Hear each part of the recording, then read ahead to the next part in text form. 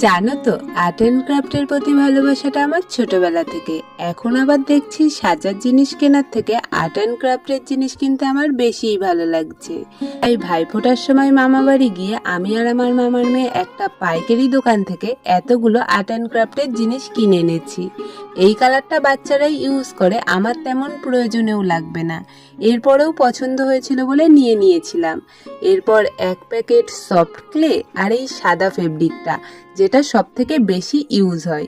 এরপরে নিয়ে নিয়েছিলাম একটা শার্পনার, যেটা আমার খুব কিউট লেগেছিল।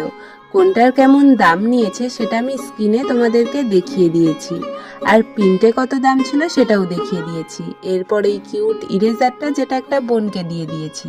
আর এরপর একটা সিলভার কালার, একটা আঠা, আর এই কালার সেটটার নামটা ঠিক এখন মনে পড়ছে না, কিন্তু আমার খুব পছন্দের কালার।